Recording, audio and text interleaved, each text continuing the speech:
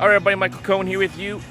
A controversial finish to the Jets-Chiefs game as the Jets losing 23-20, but there was a lot to take out of this game, so we're just going to go through all of it here. But the first thing I just got to say, it was the first time for me back in the stadium in a couple of seasons, and the atmosphere was absolutely fantastic. Saw hints of it from the opener against Buffalo on television, but to actually be there in person to see just the way things have changed, the atmosphere, just in the stadium itself, let alone the game being a very good contest between the Jets and the Chiefs. It was just a really great night to be back at the stadium. But that being said, this was a game for the Jets that was in a lot of ways a missed opportunity. It really was, because they had the Kansas City Chiefs on the ropes in this game. And there's an old saying that when you have the champs on the ropes, you better find a way to knock them out. And unfortunately, and I'm going to discuss those controversial penalties at the end of the game in just a moment. But when you can't when you leave plays on the field and you make mistakes here and there, small mistakes here and there against the best team in the National Football League or the team that won the Super Bowl, eventually it's going to come back and bite you. And that was the case on Sunday night for the Jets. There was a lot of things that went well. There was a lot of things that did not go well. The one thing that did go very well is Zach Wilson. First quarter of this game, it's 17-0 Kansas City. 17-0. It felt like Arrowhead in the first quarter. I'm looking around. I'm surrounded by Chief fans. There's Chief fans all over the lower bowl. It's all red. When they did the national anthem, and at the end of the national anthem where they say, "And the home of the brave," well, instead of hearing brave, you hear Chiefs all over the stadium. Like, are we in Missouri? Where am I? I was really absolutely perplexed. So it felt like a road game for the first quarter as Kansas City is rolling up 17-0. We're watching the offense. I'm watching the offense just really struggle to get moving. Zach Wilson's having a hard time. You notice that Tim Boyle on the sideline has his helmet on. Looks like he's about to come into the ball game. And then all of a sudden, things just change. And it changed really because of the safety against Patrick Mahomes, where there was a holding call against the Chiefs in the end zone. It gives the Jets 2 points. And I will admit, I thought, being a cynic, that would be the only points the Jets would score for the rest of the night. I really did. And I wasn't the only one who thought that way. 17-2. Oh, well, I guess they're just going to need to get safeties the rest of the night. But no, seriously. Zach Wilson then gets the football and all of a sudden starts to figure it out. As Bill Parcells once said about rookie players, or players who are young players, it's time to take the Huggies off. No, he really played well. He balled out. It was easily his best game in a Jets uniform. Maybe since the Tennessee game 2 years ago, his rookie year. He was getting rid of the football quickly. He was precise with his throws. He was hitting guys in the numbers. He was threading the ball in tight spaces. He looked great. So all of a sudden, maybe having Aaron Rodgers come back from California in his rehab and to talk some sense into him, and to talk some sense into the club, and to tell all of us to shut up and just relax, maybe that actually did pay dividends for the Jets, because it almost did, because they almost pulled this out, and a lot of it was because of the way Zach Wilson played. And there's the touchdown pass that he has that cuts the game down to 17-12. The nice touchdown that was to C.J. Uzomah in the corner of the end zone.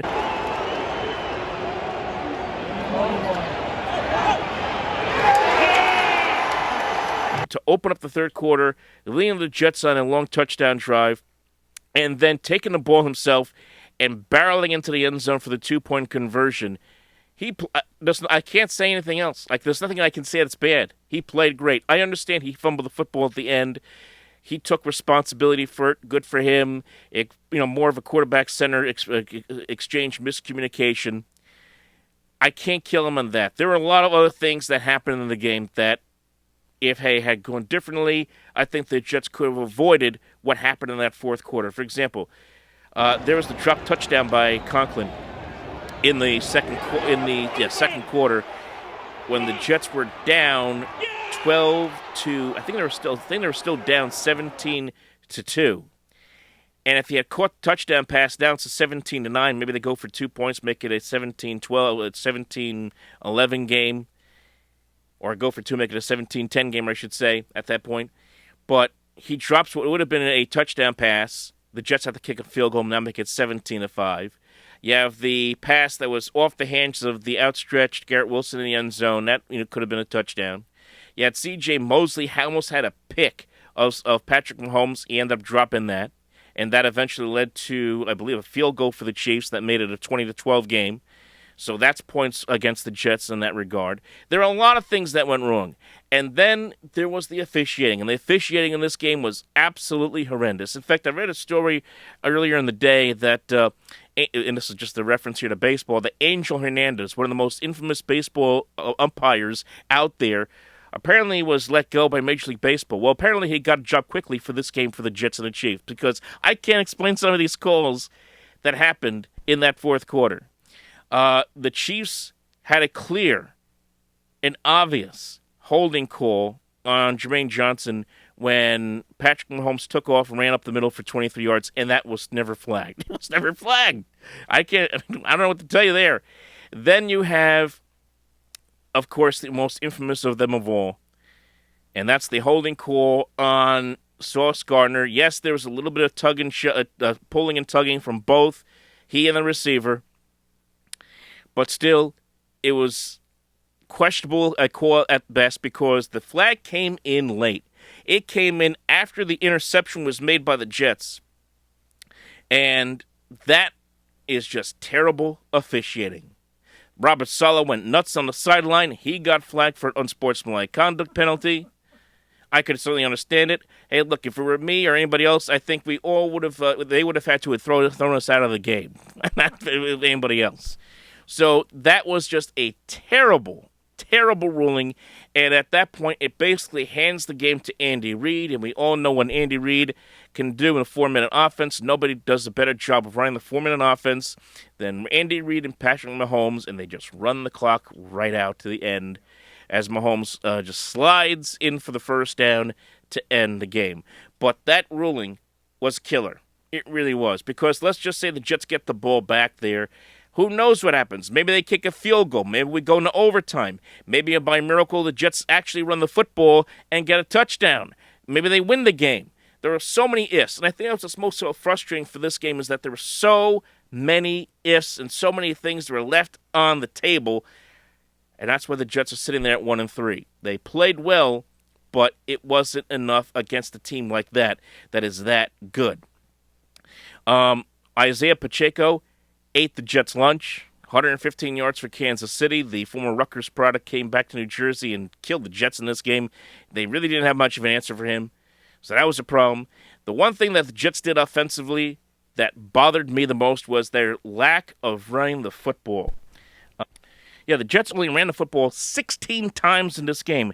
They had 108 yards, but only 16 carries in this game.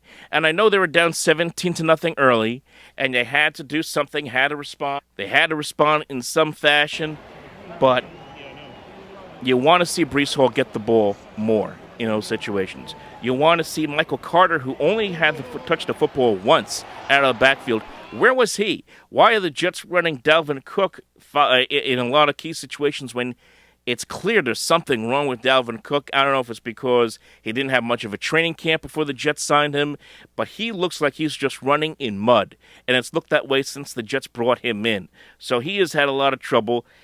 They have to find a way to run the football a little more and to take a little more pressure off of Zach Wilson. 40 throws nearly for Zach Wilson is not good. Even in a game that they almost found a way to win, it's just not good. You don't want to see that happen at all.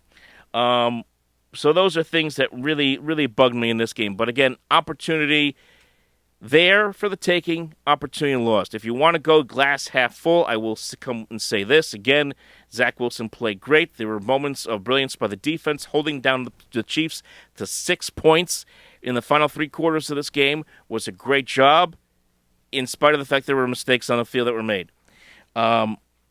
If this Jet team plays like that, what you saw from the Jets in those 3 quarters against Kansas City, if we see that kind of effort from the rest of the season, and they correct all the mistakes, this team will find a way to get to the playoffs. And I know that sounds crazy because the Jets sit here at 1-3. They're right now tied for last in the AFC East. Right now, the Patriots would have a slight advantage because of the head-to-head. But if they play sound football and Zach Wilson plays mistake-free football and plays like that and throws the football like that, they could find a way to get back to the playoffs because the AFC is not that great. Outside of Kansas City, who's 3-1, and they have concerns right now, the only other 2 teams that right now in the AFC that stand out are Buffalo and Miami. Everybody else is very mediocre in the AFC. The AFC South, everyone's 2-2. The AFC North, okay, Baltimore's 3-1, but everyone else is terrible. You're telling me, AFC West, outside Kansas City, the Raiders are bad, the Chargers are bad, the Broncos are bad. You tell me that if the Jets can't find a way to get to 9 wins or even 10 wins, even after a 1-3 start, they should find a way to get to a playoff as a 6 or a 7 seed. They really should. Now, the thing is, they have to go out there and do it. And they have to go out there and win this week in Denver. They cannot afford to lose that game against the Broncos, who got off the schneid yesterday against the Chicago Bears. They have to find a way to go into Denver and smack the Broncos in the mouth and find a way to come out of there with a victory. This is an opportunity because the AFC, as I said, is wide open as far as the 6th and 7th seeds in the wild card are concerned. So that's where we stand right now. A disappointing loss, a bitter loss, good game, fun to be there, fun to watch, but still a loss. Leave your thoughts below. We'll talk to you next time.